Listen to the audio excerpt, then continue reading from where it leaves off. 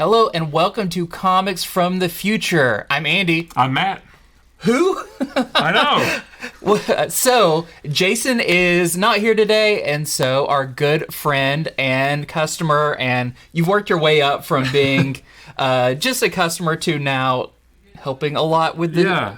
Soon to be Whatnot salesman. Yeah, soon to be Whatnot salesman this week, right? Yeah, Thursday on the 16th, 7 p.m. Eastern. You guys have to be there. Yes, so... everybody say hello to Matt. Welcome him in. He knows as much about comics as any of us. But if you're not familiar with this show, Comics from the Future is where we go over the stuff that is up for order this week that's going to be coming out in roughly 3 to 4 weeks. We like to show all the covers, all the variants, tell you a little bit about the books, why you may want to be ordering them. But I think it's a pretty decent week. It's not ginormous, but it's not teeny tiny either. It's no, right in the DC middle. doesn't have too many like big shocking number ones or whatever, but Marvel is coming in with some I feel like some long awaited books like things like Guardians of the Galaxy. So let's get into it, starting off with our featured comics. So these are kind of our main ones we like to highlight, talk a little bit more about. We think people are most excited about some of these. And our first one is Guardians of the Galaxy #1. So this is going to be by Colin Kelly and Jackson Lansing, who have been working on one of the Captain America books. They did the Kang miniseries from a few years ago. That's where I first noticed their name. But they're a writing team that's coming in to take on Guardians of the Galaxy. And I really like the look of this Guardians of the Galaxy book. It is very Western. Yeah, the cover was the first thing I know. Obviously, the cover's the first thing you noticed, but when this was first solicited, I was like, wait, Star-Lord has a cowboy hat? It looks like they're in like the West. And yeah, and it kind of has that like Han Solo vibe, because it says that the Guardians they were betrayed a year ago by one of their own, and it's really shaken the team up. Now they're out on the kind of outskirts of the galaxy in kind of a lawless area. Really sounds like they're trying to find themselves. Who are they now? Are they heroes? Are they back to kind of their like vigilante, outlaw, running missions way? So I think we're going to be exploring a lot of like them regaining their hero title and their confidence. it feels a lot like Firefly with a little bit of Cowboy Bebop mixed in, maybe some Trigun for you anime fans. Like I'm really excited. awesome. I love like the new costumes they're giving. It looks like it's kind of not a new team, but a very select group of Guardians. You can see there is no Rocket and no Groot on there. You will see Groot on an upcoming cover. But I think this sounds really good. The art is done by Kev Walker, who had previously been on Predator, that first run of Predator, but great artist. We've got some really cool variants for you. So starting off, we have the Derek Chu cover with that new look for Gamora. That's awesome. We've got this is Kev Walker, your interior artist. This is the GROOTFALL variant. That looks like Groot, Devourer of Worlds. Oh, like a Galactus level Groot. He's like munching on a planet. So GROOTFALL seems to be like the first big storyline in it, and I think it's kind of a what happened to Groot story. We also have the Aaron KUDER MCU variant. You can see from Guardians 2, back with Ego back there. We have the movie variant, What Great Timing Marvel Has. I wonder if we're going to be seeing some Adam Warlock show up more now that, I'd be willing to say he'll show up at some point. We also have, this is actually the background on my phone right now, this Alex Ross Timeless variant with Doctor Doom, which I think is fantastic. And also, you got to have a Scotty Young. I guess here's your Rocket. He's Rocket riding on a rocket. Yeah. So, sounds really good. Definitely order now, especially to get some of these variants. I know the Scotty Young variants and stuff like that sell off the shelves very fast, so go ahead and pre-order your copy. So next up from Boom, we have a new one called The Seasons Have Teeth. This is the first in a 4-issue miniseries. This takes place in a world that is colorless, a drab, colorless world. The seasons bring change, but also destruction is what the solicitation reads. So this is going to follow a guy named Andrew, and he's a photographer, but he's very regretful. His life is steeped in regret. But then the seasons show up as like godlike creatures. So in order to get redemption for himself, somehow he is going to try to get pictures of each of these godlike beings. All like winter, summer, fall, and spring. They are these now personified, I don't know what they are. I don't know what they're going to look like. That sounds weird. Summer will have like a bathing suit on. Yeah. Winter's going to have a parka, and like course. some goggles or whatever. But yeah, he is going to try to capture the perfect picture of every single one of them, and I guess that's going to redeem him somehow. It just sounds like the ultimate like Instagram blogger. It's like, Right. I'm going to capture the ultimate picture of fall. But actually, what it's going to be is instead of him like trying to like get this, it's going to be a selfie. It's like, wait, Summer, stop, hold it, Yeah. So there's some variants for this as well? Yeah, there's some variants for this. This one is the A cover, and then the next one is the B cover by FEGREDO. Yeah, he did a lot of work on like Hellboy and BPRD and stuff. And then the C cover is the FOC foil reveal variant. This is from David Mack. David Mack, working now as much as he ever has. Yeah. So next up is a book I know a lot of people are excited about, especially me and my age. Nothing was like bigger than The Lion King growing up. I mean, huge. And I love that Disney has, what would you say, given Dynamite the go-ahead to do some of their characters. Yeah. We can't do everything. We can't do everything. We can, but we'll toss you a bone lot, here. yeah. So to go along with Gargoyles and Darkwing Duck, they are doing Scar, or it's Disney Villain Scar, because we are actually getting more Disney Villains miniseries. This is going to be written by Chuck Brown, and the art is by Trevor Frawley. And this is a prequel to the first Lion King movie, but focusing on Scar and how no matter what he does, he will never have the role of king as long as Mufasa and his new son Simba are around, and this is when he is going to start plotting the downfall of his brother to take over Pride Rock and the whole savannah and everything. I think this is really exciting and a really cool thing they're doing, especially giving different artists and stuff a chance to play with these characters that we have such a, like, specific look for, especially to see these characters interpreted in different ways. And with a big writer like Chuck Brown, who's been working on Bitterroot and worked on the Black Manta miniseries, a very prolific writer, take on something like this kind of Shakespearean tragedy. So we've got a few covers for this. Of course, it's a Dynamite book, but also you've got a lot of people wanting to draw one of their favorite Disney villains. So first off, we have this is the DARBOE variant. Then we have the Henderson variant. It does also say in this first one that Scar is going to cross paths with Rafiki, characters we never really saw meet before. We have the YOON variant, which I think is super cool. We have the Ha variant. A lot of them have got a very cool, like sinister look. And we also have a blank sketch variant. And then just added last minute, there is a Jay Lee variant. Yeah. That was even the image that they gave us is kind of a low res picture. So this is probably the first a lot of people are seeing of this cover. And missed opportunity if Disney doesn't, because since Disney owns everything, to have Scar fight Hulk's son Scar. Have them crossover. Yeah, or have Scar, son of Hulk, with like a shroud on, or like a hood, and it's Scar's head, and something like that. He won. Yeah.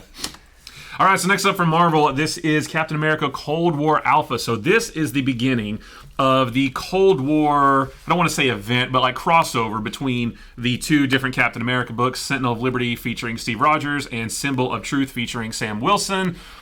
They've been running their own stories, basically not really intertwining before now until this crossover. So over in the Sentinel of Liberty, the Steve Rogers book, he's been dealing with the very secretive Outer Circle organization, learning that they have been behind basically everything that's happened with the country. They sort of the shadowy organizations that directs everything.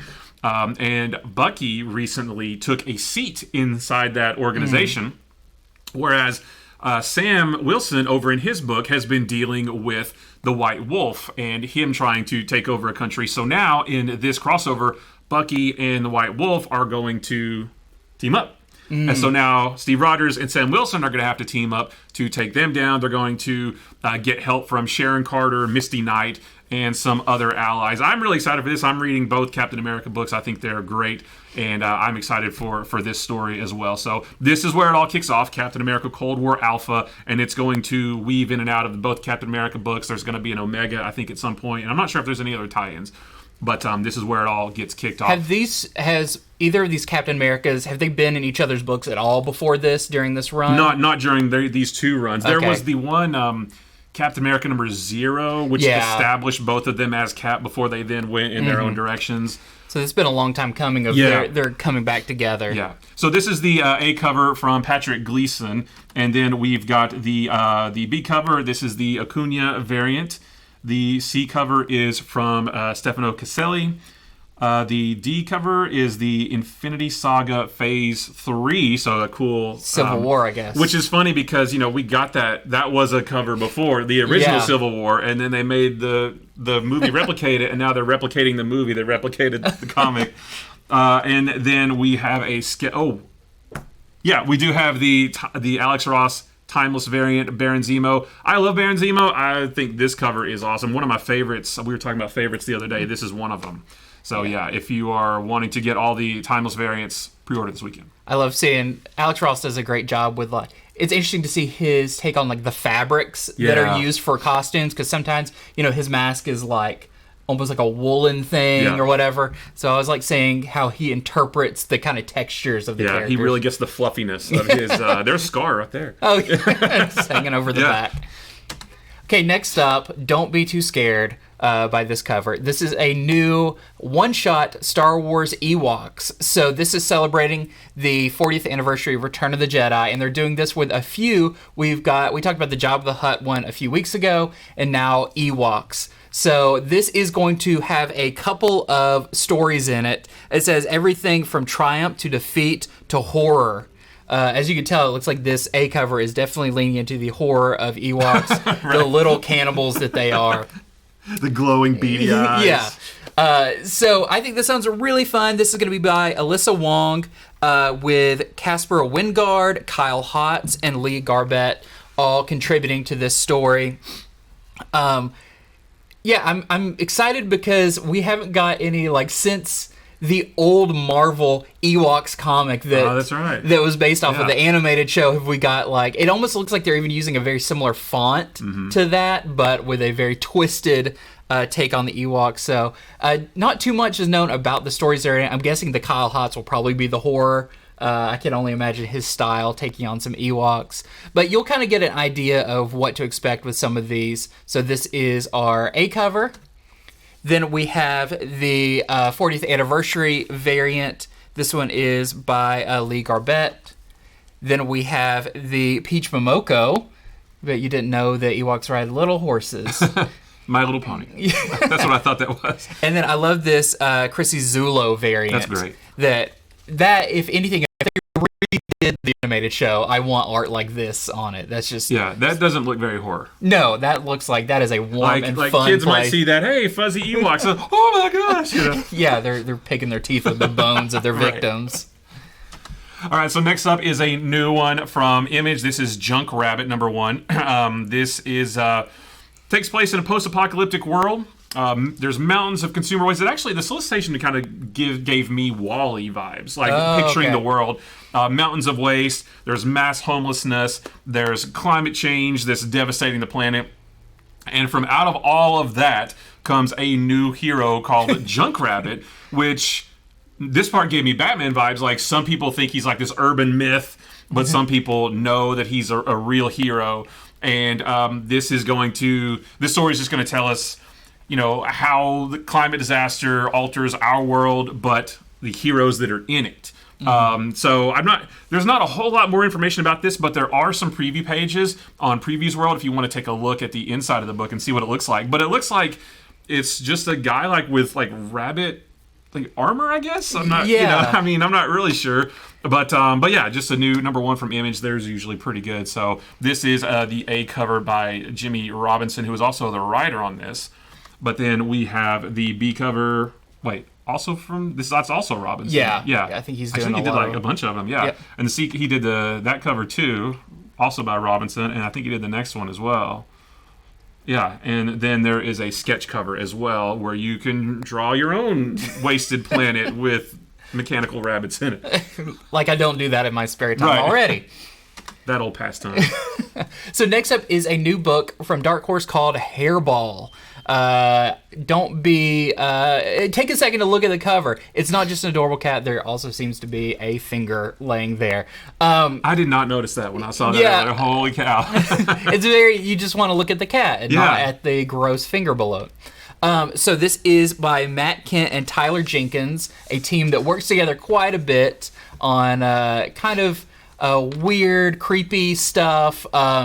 So this one, it's interesting. So there is a young girl who starts to believe her black cat is the cause of her family's misery.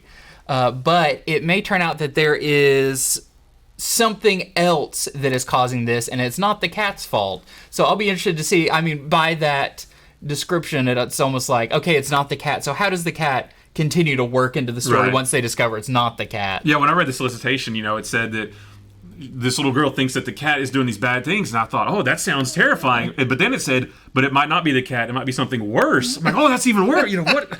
2 cats. Yeah, 2 cats, right. 2 cats who want to scratch your furniture. But I think you can tell by the title and especially this cover too, what kind of horror you're getting into. Yeah. It's going to be a little bit on the campy side. Yeah. Matt Kent always has a sense of humor mixed in with his creepiness. But they do say this is a mix of Junji Ito and Miyazaki. So pull 2 things from both camps. And talk about opposite ends of the spectrum. Right? But both have cats, which is very interesting. So this is our A cover by Matt Kent. And then we have our variant cover. This one is by Simmons of your Department of Truth fame. Oh, yeah. Next up, we have more number 1s. So we featured a bunch of them, but there is still more to go. So check these out, starting with Count Dante number 1. This is the first of a 6-issue miniseries. And this sounds really cool. So this is about a guy named Sidney Brown who is, I guess, the overall gist of the story is he's going to be talking to a reporter, telling that reporter about his life with alongside an iconic, controversial karate master from the 70s. So that sounds awesome, right? Yeah. And the reporter thinks that sounds awesome too. But as we learn his story through what he's telling the reporter, we are going to learn, and I guess the reporter is going to learn, that maybe that time he spent with that karate master named Count Dante wasn't all so great. So I don't know what that means. Like, I don't know if they got into like some crime or if Count Dante was just mean to him or whatever. But they had a crazy time together. So this sounds very. I got pictures of like, 70s martial arts film, like when Bruce Lee, blew up on the scene and everybody was trying to make martial arts movies. This gave me that feel, especially this cover. This has a very like 1970s sort of gritty martial arts film noir feel to it. So this sounds pretty cool. I'm definitely going to check this out. So this A cover is from Carrie Nord, and then there's a B cover from Wes Watson as well. Very cool. Also, just looking at it, you could have told me that was a Shang-Chi cover or something. I would have believed you.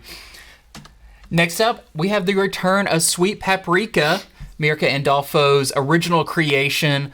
This time, we are getting Sweet Paprika, black, white, and pink. Which is awesome. So, in the vein of, I could list 1,000, but Batman Black and White, I believe, was kind of one of the first ones to do it. But then Marvel did Wolverine Black, White, and then Blood Red. They did Black, White, and I think but they both had Marvel had Black, White, and Blood, and then didn't DC have some Black, White, and Reds like with Harley Quinn? Yeah, Superman was Red, White, and Blue.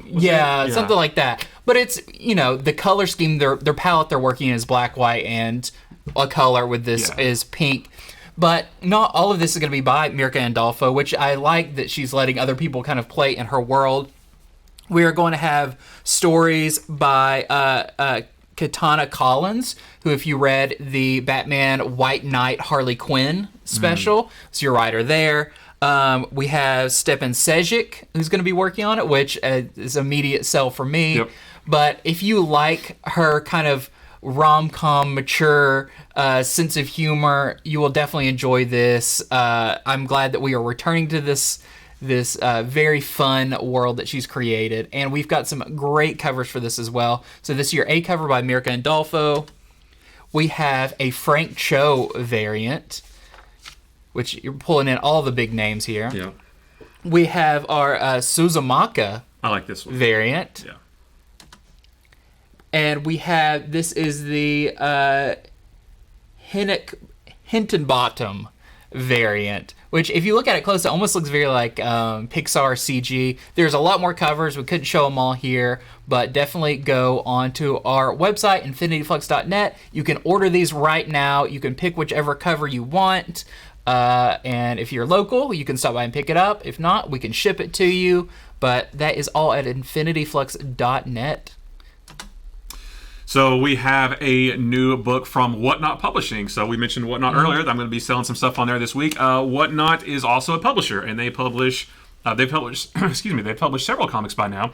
This one is a new one called Griffin. This is the first of a 3-issue miniseries, and this one sounds pretty good. So this is it's very sci-fi, set in the future.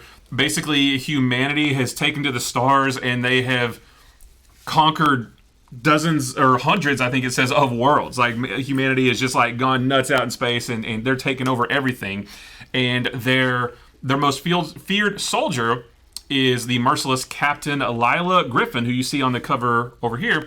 But she disappeared one day, and what happened, and then eventually they came back, and they decide to work against the regime that they once helped take over the galaxy, right? And so in order to do that, they're going to have to form a new band of rogues, of misfits, that kind of thing. So it'll be interesting to find out. I want to know, like, what happened in the time they were gone, and to go from one extreme to the other. What did they learn? Yeah, what did they learn, and how are they going to take down this giant regime? So we have the A cover here by Bruno Hidalgo, and then the B cover is by Dayglow. The C cover is by Beck, and then there's a D cover. This is the Star Trek homage by Kent, and then there is an Underwood E cover as well. I like that one. Like, I like the cape, the flowing cape. Well, that's like the explosion that the hero walks away from very slowly without looking back. I like that one.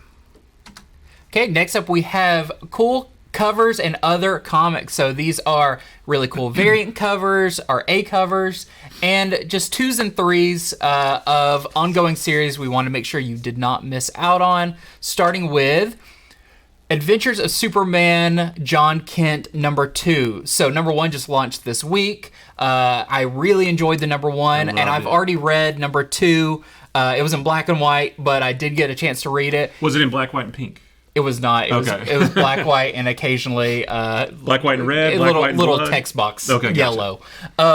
So in our first one, we've got John Kent, who is going on a mission to stop Ultraman, who is going through the multiverse and killing versions of his father, Kal-El, Superman. He's teamed up with Val Zod from Earth 2, and this one is interesting because he is now embarked on his mission. Ends up at the first world, and already he's going to be facing off against Ultraman. It's not going to be a long drawn out thing where he doesn't get to Ultraman till the end. No, he faces off against Ultraman here, but maybe Ultraman is not the biggest threat that is John Kent's in this mission. So you'll have to read it to find out. I thought it was super cool. Issue #2. I can't wait to read it when it's like completely colored and done and everything. Yeah, that first issue was fantastic. Like the minute it ended, I was like, I need the second issue right now. It was great. There's some great moments with Lois in this. Val Zod, everything. Does it tell us how Val Zod showed up on? I guess multiversal travel isn't really a big deal anymore. No, it's kind of just a little hop from one to another. Probably he just kind of showed up. Yeah, if you've got a Batman or a Cyborg on your world, you can get just about wherever you need to go. But this is our A cover. We also have this variant by the Orzu variant. We have the Silva variant. You can see him facing off against Ultraman there. And the Tim's variant. I like that one a lot. All right, so we got a couple of variants for Batman number 134. So this is the second story arc written by Chip Zdarsky. If you're reading this, Batman is trapped on essentially another Earth. It's not like this big multiversal thing, though. He's just in another place, right? He's just on another Earth, and he's got to figure out how to get home. But before he can go home, he realizes that the people in the Gotham that he's in on this other Earth, they need help. And he can't just leave them behind. So, but he doesn't have any of his gear or anything like that. So, he's got a new sort of homemade look that he put on just to, just so he can slink around in the shadows and help the people without, revealing who he is. So this is 134. This is the B cover by Joe Quesada, and then we have the Art Germ variant featuring Punchline as well. Kind of goes along with the Joker one we got for the last issue. Yeah. Very cool. Yeah. Okay, next up, it's kind of hard to tell what this is, but this is Batman and Joker, the Deadly Duo, number 6 of 7. So Mark Silvestri's series. This is the penultimate issue. We've got some really cool variants for this. This is the, I always mispronounce his name, Sienkiewicz. Yep. Saint Cabbage variant with Batman. You can, if you squint your eyes, you can see his little pointy ears up there. And we also have the Joker, which this is very horrifying if you saw this in the fog or something. So that's the Mattina variant? No, this is the Sienkiewicz variant. Oh, I'm looking at the wrong part. You're looking at I was going to wrong say that looks like Sienkiewicz. That doesn't look like Mattina. That's where I got confused. Okay. We're getting to the Mattina with Joker, the Man Who Stopped Laughing, number 7. So I actually haven't been reading this series yet. I plan to catch up when it's all collected. But anytime Lee Bermejo does a cover, especially if it's Batman related, I'm on board. Like, this is so super realistic, but also still has it's not photorealistic. Like, I still feel like it's a little bit stylized. And here we see the Joker in the back of what I'm presuming is a cop car. So that is really cool. Lee Bermejo cover. And then here is the Mattina variant, which freaks me out. So disturbing. Yeah, that is that's like a xenomorph, like with the teeth, with the inside the teeth, right? I mean, yeah, it's almost like I don't understand it, but I don't like it. Yeah, but I also want to know more. Yeah. Okay, next up we have Flash number 796. This is the penultimate issue of the 1 Minute War that has been going on. It was just announced that Jeremy Adams' run on Flash will be coming to an end. I'm not sure if it'll be right after 1 Minute War, if he'll probably maybe have one or two kind of wind down issues. Well, so the last issue of this run is number 800. Okay. So this is 796, right? So yeah. So this is the 1 Minute War will end at 797, and then who knows what. Yeah, 800 is going to be like a mega-sized issue. A bunch of different creators. So we'll have a few issues after this, but if you're looking for all of Jeremy Adams' run to be building to something, I feel like this is, getting close to whatever the big thing that's going to happen in the next issue. Yeah. I've really been enjoying The Flash this whole run. Sad to see him leave the book. No but, pun intended. Yeah, the whole run of Flash. The whole run, the whole sprint. So this is our A cover. Then we have the Daniel D. Nicolo variant. And then we have the Montanez variant. Here is one. This is Static Shadows of Dakota number 3. So this is the second Static miniseries of recent time. There was one that came out last year, right? I think Static Season 1. This is the B cover by Raza, and I know a lot of people are really enjoying this run too. Next up, we have Poison Ivy number 11. So I'm so glad this got extended to an ongoing, because this would be the penultimate issue of Poison Ivy if it was only 12 issues. But no, it got picked up to be ongoing, so I'm very excited. I'm very excited for this to start its kind of transition into Ivy going back to Gotham and seeing what that's going to mean. But this is still dealing with Ivy and her kind of newfound powers that she's developed. And she is now, if this was the Marvel Universe, she would be an Omega level mutant. Oh, wow. You know, with how powerful Poison Ivy has got. It's good that she's, for right now, not a super villain. She may do some bad things, but I'm scared when she turns her sights on Batman again, because it's going to be rough. So this is our A cover by Fong.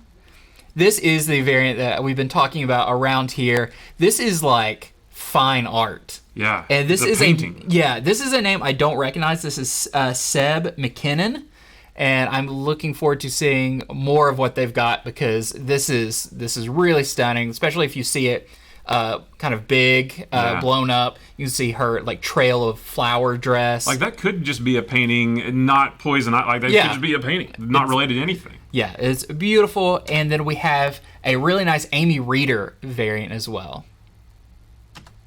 Moon Knight number 22 has a couple of variants. This run of Moon Knight is fantastic. So this is the Riley variant. I mean, I love anytime, like the capes don't act like that, but I love the imagery. Yeah. Like anytime Moon Knight's cape, like when he's jumping off a building and it forms a crescent moon, just like that. That's fantastic. So yeah, that is the Riley variant. And then we have an Alex Ross Timeless variant featuring Kingpin, which is awesome. I'm trying to get all these, and yeah, I'll for sure be getting this one too. I like the idea that this is just really starchy. Right. And, like, he's trying to walk through the city with that going on, just trying to get through doorways. Walk sideways through doorways and stuff, yeah. Or it's like a fancy mustache. Like a really big, or like a beard mustache combo. Right. Okay, next up we have Hallows' Eve number 2. I really like the first issue of this. Yeah, this was fun. It's always hard to bring in a new character to the Marvel Universe and have them kind of merge with it seamlessly. But I think Hallows' Eve, her powers are so cool, and she's already kind of got a stake in the ground in the Spider-Man mythos already, with her relationship to Ben Reilly and all the stuff that happened in Dark Web. So, in the first one, we saw a bit of how she is trying to make a better life for herself, but it's not going super well, as her masks may have more power than sometimes she can even control, when this werewolf that she accidentally created is going to come back to try and get her. That's right. That was a crazy, Yeah, so you got to be careful which mask you put on, because you could start affecting everybody. Oh gosh, if she puts on like a zombie mask and then bites somebody? Oh. I just wonder, I would be worried I'd put on a mask that's like a irreversible mask, like I can't take it off, or like I don't have the brain power anymore to take it off. She puts on the mask of the Invisible Man, but then she can't find it because it's invisible. She's stuck. It falls off. And you got to put it back on. And, So Hallows' Eve number 2 coming out.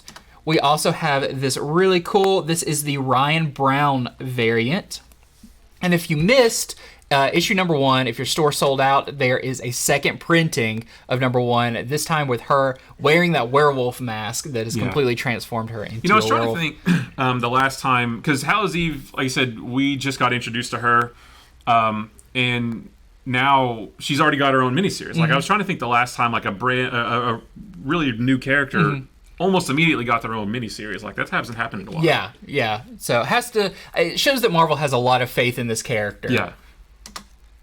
So this is Bloodline, Daughter of Blade, number 3. We've got a couple different variant covers for this. This is the A cover, actually, right? Yes. Yeah, that's the A cover. And then we have a variant by Hans. And this is a miniseries, I believe. I haven't read this one yet, but I think the consensus is pretty good. Yeah, a lot of people are really enjoying another standout new character coming into the Marvel Universe. That's right. I believe she only had one appearance before getting her own miniseries. That's right, yeah. So, but I mean, I like it. I like whenever there's kind of new waves of characters coming in. Next up, we have Predator number 2. I loved issue number 1 of this Predator. It was kind of the exact feel I wanted for a Predator book from Marvel. It was the classic. Humans are on the run, and the predators are chasing them. They're doing whatever they can to hide, try to figure out ways to escape them. And we got reintroduced to Theta, who's from the previous series, but she has now come into this one. A little bit older and a little bit wiser at taking out predators. And also geared up. Geared up, for sure. So I highly recommend picking up the first one. If you are wondering if you're going to like it, I'm going to say probably yes, because I really liked it. This is our A cover. And this is our Shaw variant. And notice there, this is, I believe, the first 20th Century Fox cover we're getting for the new... what whatever properties are 20th Century Fox Marvel. That's right. Gosh, the Marvel logo is barely even on it. Like, I didn't even see it at first. So I'm interested. I'm guessing Predator and Alien are going to be this way. But Planet of the Apes is probably going to be this way. But what else is going to be under this new heading that they have? Next is an Alex Ross Timeless variant for Miles Morales Spider-Man. This is number 5. This one featuring Electro. I don't think he's tangled with Electro yet, at least not in this series, but I would love to see who wins between Electro's electric powers and Miles Morales' Venom Blast. They both like touch fingers at once and they explode. Yeah, this is a fantastic series. I'm loving this Miles Morales series so much. The art is great. I like the direction it's going. It's very street level Spider-Man, which is what I like. And I'm seeing this. I want Electro to show up. Like, that would be super cool. I want to find out who wins now. Whose electricity is better? Yeah. And next up, we have another Alex Ross Timeless. This one's funny that this is actually for Carnage number 12. Because, arch enemies Carnage and Hela. There's been a lot of shake-up over in the Thor community. But awesome Hela variant with that headdress. I want to see a pulled-back version of the whole thing. All right. So good. But don't want to miss this one, especially if you're trying to piece it together. Like, I know there's a Hela one. What did it go with? It goes with Carnage. Naturally. Fantastic Four number 6. This series is really, really fun too. It's given us our classic Fantastic Four one and done stories, but there's still a little bit of an overarching thing going on. The issue that came out this week was really, really good, and now number 6 is on FOC this week.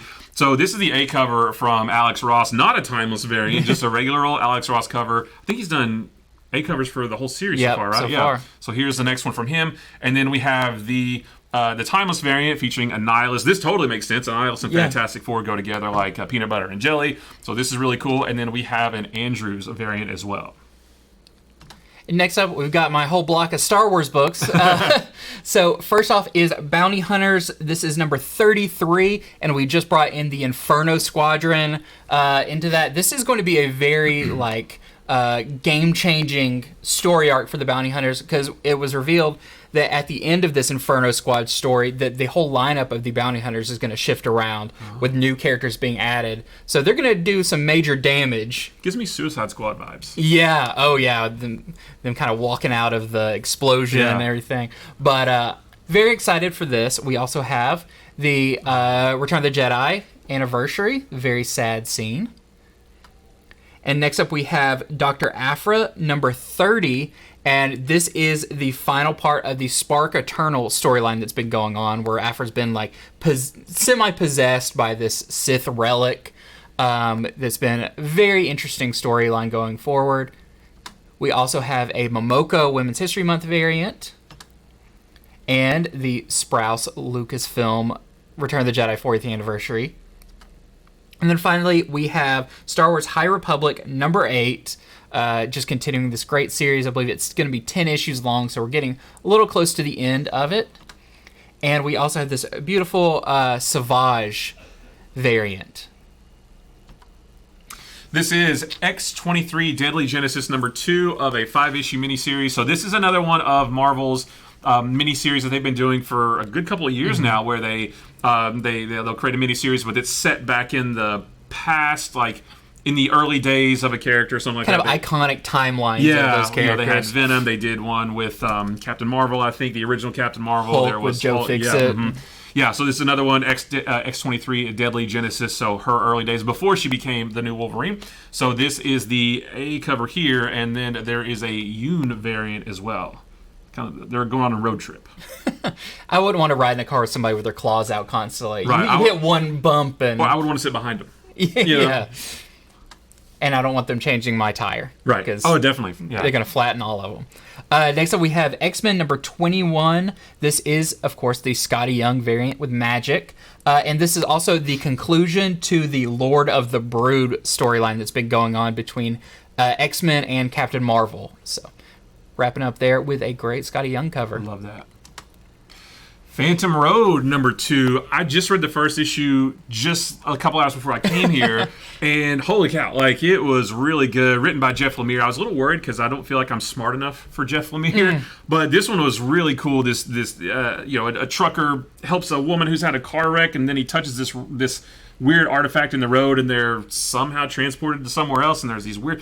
It's really cool. This is the second issue. Yeah, it's those things on the cover right there is what he has to deal with, and they're trying to get away. So this is the second issue of that, if you're wanting to get that. This is the A cover by Walta, and then there is a B cover by Danny. And there is the truck driver, Dom, and the woman that he helps on that. Okay, next up we have, I believe this is the first of 4 or 5 connecting covers across all the Spawn books by Mark Brooks. And when you see all these together, it is beautiful. It's amazing. This has to be released as a poster or something. It is so good. But this is the one for King Spawn 21. So don't miss out if you're going to try to get all of them. I'm for sure going to try to get all these. Yeah, and then I'm going to just put them together. And I'm going to tear the covers off, put them together. Oh, yeah. People love that when you tear the covers off comics. Right. And then here we have TMNT, The Last Ronin, The Lost Years. This is number 3, so telling the tale, a prequel to The Last Ronin, but still set after like mainline events, after what happened to the turtles happened to them. And I don't want to say who The Last Ronin is, but you know what they did before the events of The Last Ronin. Yeah. So this is the A cover here by Gallant, and then we have, is this the B or the C cover? This is from... this is the C cover. C cover by Smith. Yeah, there is a B cover, but it wasn't ready yet. Okay. Is that did Eastman do that one? I think it's an Eastman. Usually if it's not ready, it's an Eastman. Right. or Todd McFarlane. Yeah, you know. Okay, last up we have other printings and graphic novels, but this time I believe we only have other printings, but want to let you know about these if you missed the first ones or you just like the series so much, like Local Man #1. I feel like this is a book geared towards all of us who loved 90s comics and kind of what that meant. And this is by Tim Seeley and Tony Fleeks. #1 was great, and I know a lot of stores sold out of it. It was kind of a big hit. So check out this #1 second printing. This was great. Yeah, like you said, I feel like... I was younger in the 90s when the Image were doing their big thing, and then now I'm older, and I feel like that's what the main character is doing too. Yeah. Like he's grown up too, and I feel very represented. This is X-Men #1 facsimile edition. So it's just Marvel continuing their line of facsimile comics, reprinting every single page, ads and all. And if you want to see where the X-Men started, this is a great place to do it. And we've got Cosmic Ghost Rider #1 second printing. This is a great new, I believe this is an ongoing Ghost Rider. I think it's his first ongoing series. Issue #1 was great. Set up a great mystery about 2 Cosmic Ghost Riders and how were they connected. You'll have to read it to find out. But I really enjoyed #1, so don't miss out on this one. Spider-Gwen Shadow Clones. This is #1. This is the second printing, though, with the cover by Greg Land. So, yeah, if you missed it the first time, get this one. And finally, we have one from DC. This is Batman Vengeance of Bane #1 facsimile edition. This was a one-shot standalone back in, late 80s, early 90s? Early 90s. Early 90s. Classic Bane story. This was even kind of more of almost like a graphic novel type one-shot story. It was oversized, yeah. So if you missed it or you're a big fan of it and you got one and you don't want to break it out to read it, get a facsimile of it. Yep. And that is this week in Comics from the Future. A lot of great stuff. So like I said earlier, we have a website now. You can order everything from us. You can get, you can subscribe to series. You can order the comics individually. That is at infinityflux.net. So if you don't have a local comic book store, we would love to be that for you. So until next time, I will be here on Monday going over early releases of DC and Marvel and all the independent stuff, telling you what's good and what you need to be on the lookout for when you go into the shop. And Matt, what are you doing? Well, I'll be with Megan on Monday evening on Whatnot, helping her sell some books. And then Thursday, I'll be selling some Silver and Bronze Age, maybe a little bit past that as well. But I'll be selling some more books on Whatnot on Thursday night at 7 p.m. You have to sell more than just Spider-Man. I know all you want to do is just talk about Spider-Man all day. I've got a good chunk ready to go. Well, thank you for watching. Make sure to like and subscribe. Leave a comment. Let us know what you're most excited to read coming up, and we will catch you next time. I always do this goofy wave at the end.